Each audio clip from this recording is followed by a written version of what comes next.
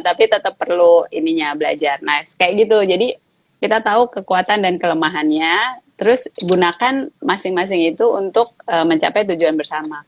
Kalau yang saver misalnya, dia seneng banget nabung gitu ya. Jadi cenderungnya irit banget gitu, malah bisa jadi Iya, diprotes karena terlalu pelit misalnya gitu ya dalam mengeluarkan mengeluarkan uang rupiah. gitu. Iya. Nah, itu bisa juga kita kita alihkan gitu bahwa tetap boleh kok gitu ya mengeluarkan uang tapi yang ada manfaatnya untuk bersama gitu. Jadi misalnya Iya, tadi apa diajak lah misalnya untuk relax gitu ya, mau mhm, staycation atau apa gitu. Jadi tetap menikmati hari ini gitu, menikmati oke, hasil kerjanya dia mhm, gitu kan. Nggak semuanya harus diperes-peres gitu ya, harus di di bener-bener pressure. bener-bener hemat banget gitu sampai mungkin pasangannya jadi ngerasa nggak nyaman gitu ya. Ya balik lagi kenyamanan bersama itu jadi titik tengahnya di mana. Mungkin yang satu misalnya nyamannya aku nyamannya harus pakai bajunya matching atas sampai bawah branded semua misalnya gitu kan. Ya yang satu yang saver ngerasa ih mahal banget gitu ngapain gitu kan.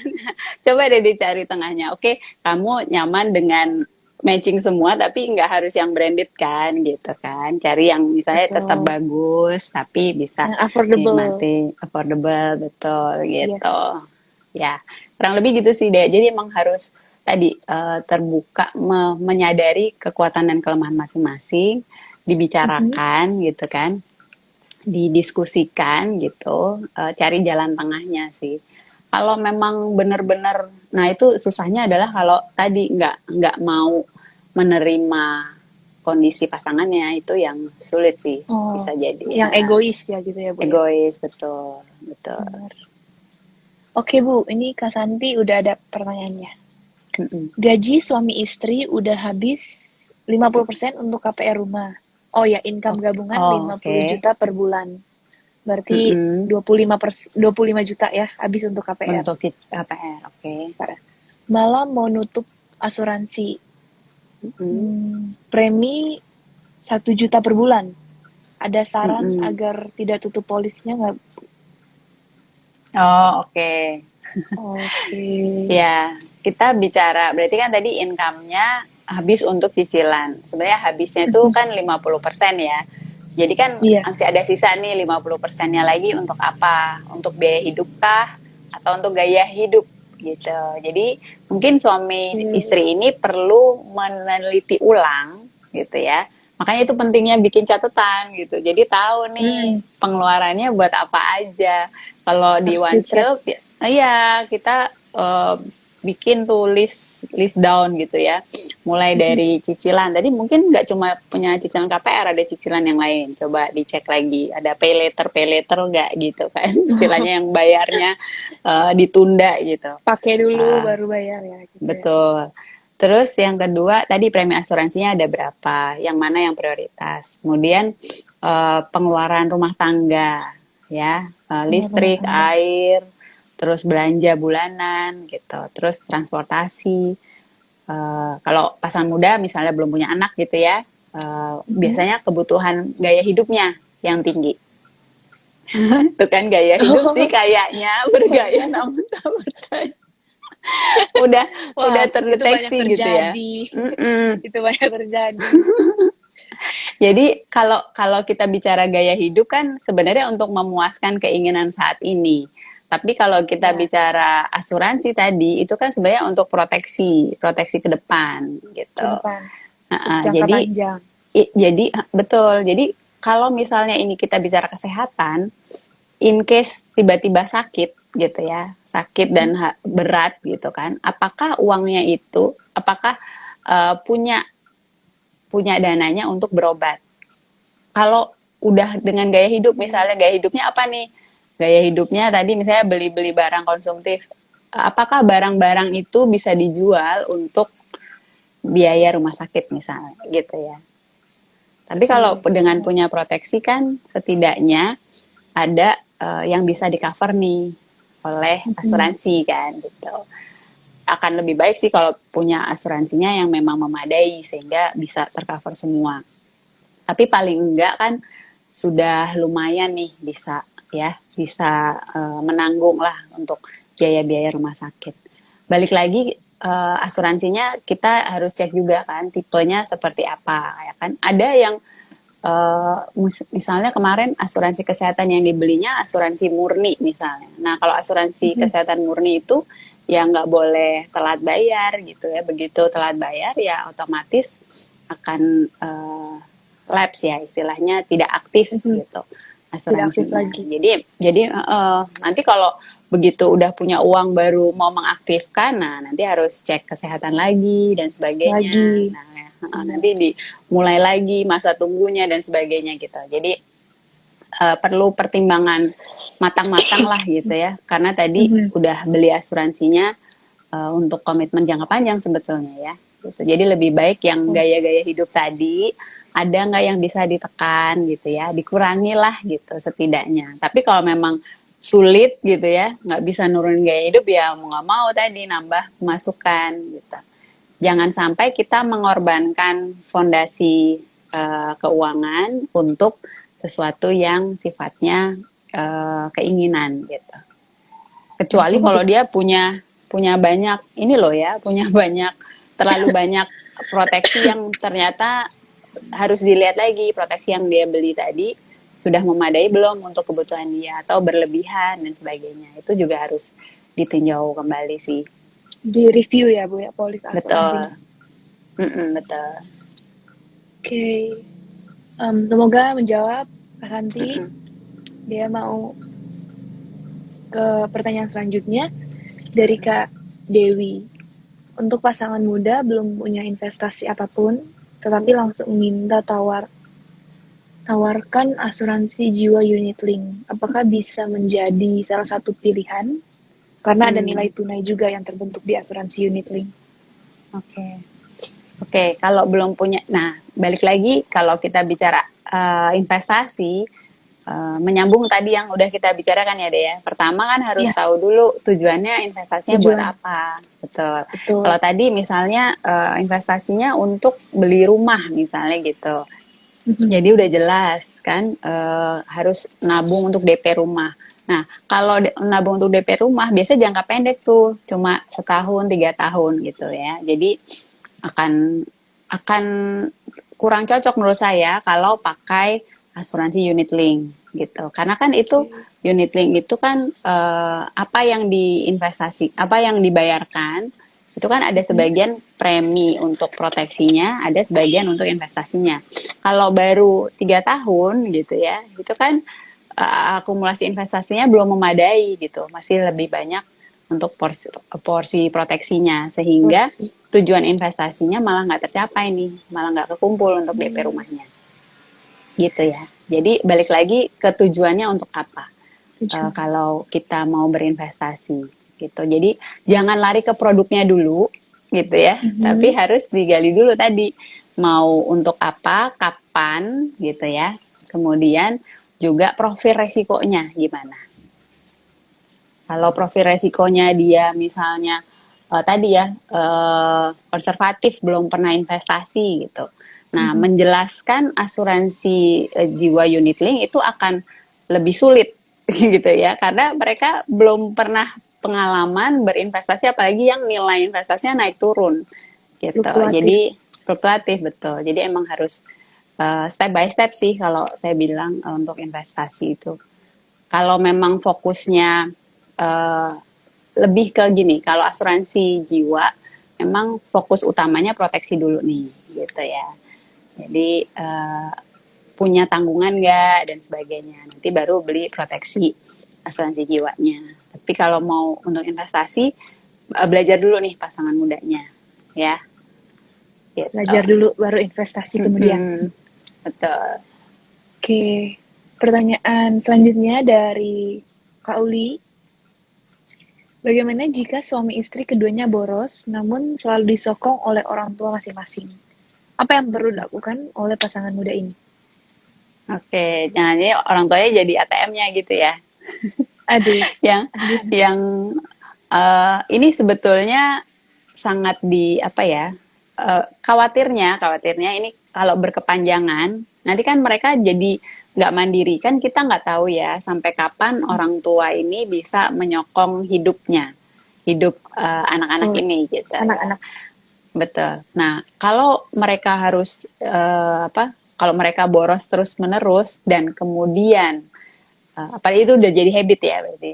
Dan Aduh, kemudian orang kebiasaan. tuanya tiba-tiba nggak ada gitu ya, nggak ada atau nggak punya uang gitu untuk menyokong lagi. Nah, itu kan berbahaya sebetulnya, membahayakan keluarga ini, membahayakan suami istri ini maupun juga keluarga besarnya gitu ya.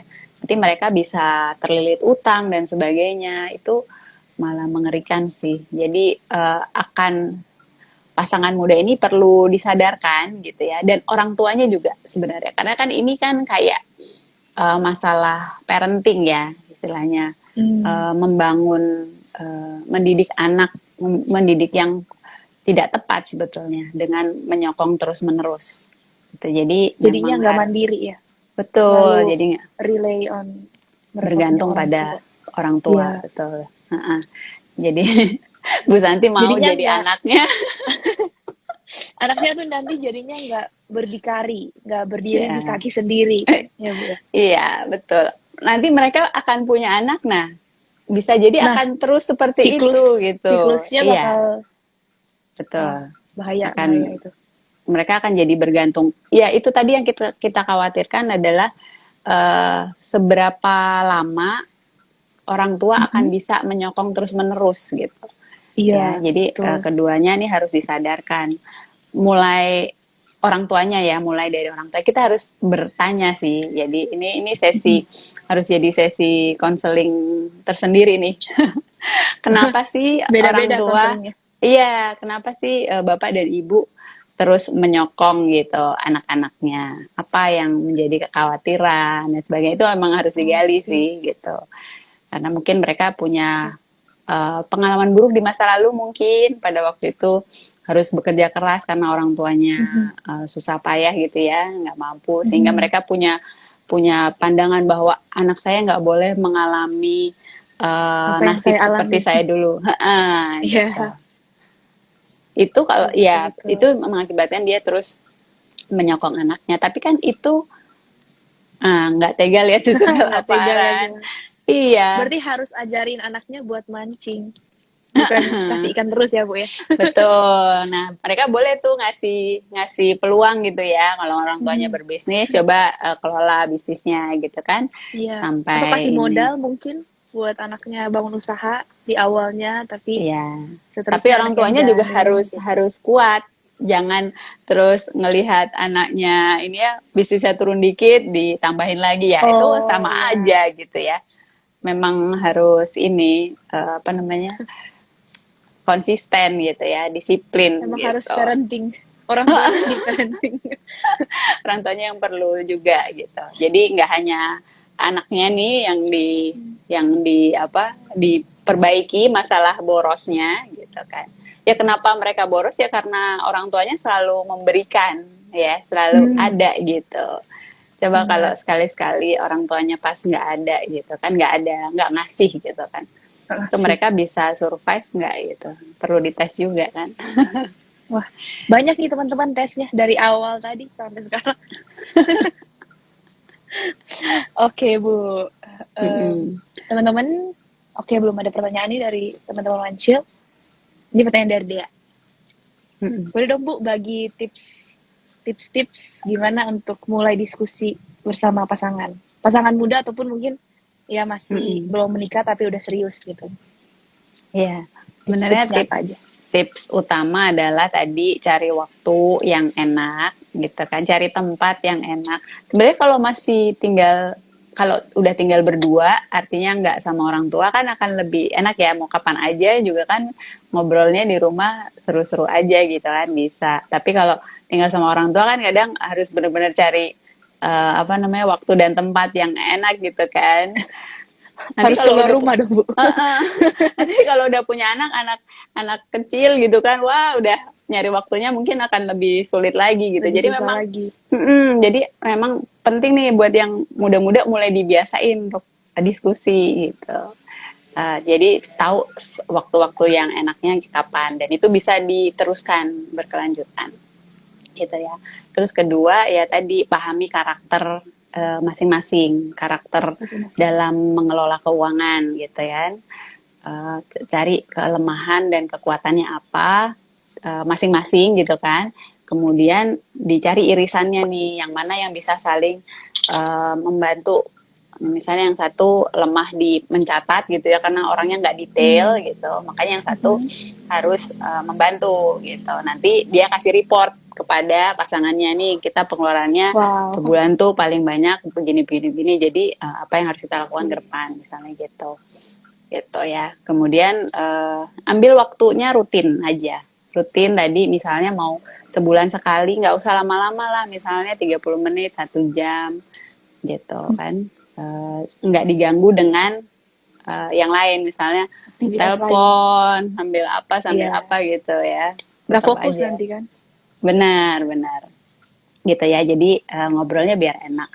Terus mungkin bahasnya dari yang tadi, yang ringan-ringan dulu, tujuan-tujuan jangka pendek gitu kan. Kalau misalnya memang ada problem, jadi bisa ketahuan, bisa langsung diperbaiki. Kalau misalnya emang nggak bisa menyelesaikan sendiri, ya bisa juga cari pendapat ahli gitu ya istilahnya. Iya. Orang yang independen gitu, yang bisa membantu untuk keluar dari masalah keuangannya. Jadi Bisa kontak One Shield Financial Independence. Ya, bisa DM untuk mendapatkan Ya. sesi konsultasi. Nah, mumpung Oh iya. lagi ada nih. Sekarang lagi ada yang gratis loh teman-teman loh. Iya, bisa Teman-teman dimanfaatkan.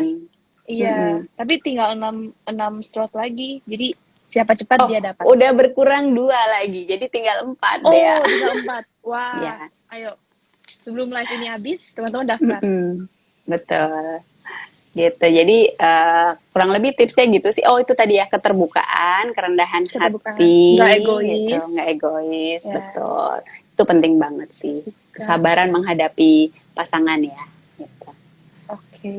Wah, emang susah sih ya. Tapi tapi harus ini ya Bu ya, harus dilakukan untuk kebaikan bersama kan.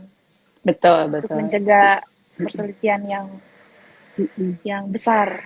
Nah, jadi kita maksimal ya, kita melangkah pelan-pelan gitu kan, step by step.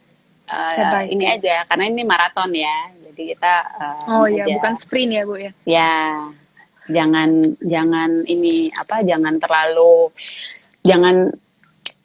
dadakan lah semuanya gitu ya. Pelan-pelan gitu. Makanya harus direncanakan. Betul. Merencanakan, teman-teman bisa gunakan juga nih kalkulator di websitenya One Shield untuk bikin tujuan-tujuan keuangan. Tadi ya bisa merencanakan dana darurat, bisa buat ngitung-ngitung kalau untuk DP rumah seperti apa dan sebagainya. Pertanyaan Bu Santi nih. Pertanyaan terakhir teman-teman. Perlu nggak sih ada rekening pribadi tanpa diketahui pasangan untuk jaga-jaga? Jadi, nah kalau saya nih biasanya menyarankan kalau punya untuk jaga-jaga kan kita bicara dana darurat ya. Dana darurat kayak tadi kan kalau udah berkeluarga 4 sampai 12 bulan pengeluaran. Nah, saya menyarankan itu di split di 2 rekening masing-masing. Maksudnya satu rekening suami ada, satu rekening istri ada gitu. Jadi in case terjadi emergency, masing-masing bisa ngambil di rekeningnya sendiri-sendiri gitu. Tanpa harus, kecuali memang cukup besar gitu ya. Tapi kan tadi kita punya akses lah untuk yang emergency itu. Tapi pertanyaannya apakah pasangan harus tahu atau enggak gitu ya. Kalau kita bicara keterbukaan, sebaiknya harus tahu. Betul. Jadi artinya tapi kita harus kasih tahu ini rekeningnya buat jaga-jaga loh, bukan buat belanja-belanja, istilahnya gitu ya. Gitu. Atau kalau mau punya Jaga-jaga. rekening belanja sendiri ya nggak apa-apa. Ini buat rekening belanja. Jadi biar saling tahu lah gitu, saling terbuka. Gitu. Oke. Jawabannya sudah jelas. Nggak boleh kalau nggak diketahui pasangan. Ya, Soalnya tadi karena paling awal kan ini ya Bu, terbuka ya Bu ya. betul. Karena sekali kita menutupi ya kita harus nutup-nutup terus-terusan tuh. Emergency mau jajan. Jam lihat flashlight. Ya, Lihat kalau itu 12 ya Bu ya. nanti lagi 12 bulan depan ada lagi dan Iya, seterusnya. aduh. Nggak apa-apa punya rekening belanja gitu. Biar tahu saya belanjanya maksimal emang cuma segini gitu. Jangan ngutak-atik yang lain. Oke deh. Oke Bu, Ya, terakhir closing statement 1-2 kata, 1-2 kalimat. Kok 1-2 kata? closing statementnya memang kita bicara apa namanya berdiskusi soal keuangan akan banyak masalah komunikasi sebetulnya ya dibandingkan mungkin angkanya. Jadi berawal dari kita menyiapkan diri, gitu kan menyiapkan diri itu dalam arti tadi ya siap membuka telinga, siap buka mata, siap membuka hati untuk pasangan kita, untuk tujuan bersama gitu. Nanti numbersnya gampang tinggal dihitung ya, numbersnya gampang.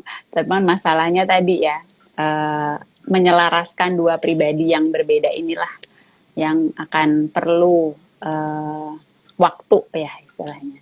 Benar. Take Gitu. time and take effort. Ya, semangat ya pasangan muda. Kalian pasti bisa melalui ini ya. Bisa belajar dengan kalau bingung-bingung mau tanya-tanya ya silahkan DM ke One Shield gitu kan. Atau bisa lihat tips-tips keuangan lainnya di IG-nya One Shield maupun di websitenya. Website. Oke. Thank you Bu Fit. Seneng banget bisa ngobrol, bisa dapat insight banyak untuk pasangan muda ataupun pasangan yang serius walaupun belum married.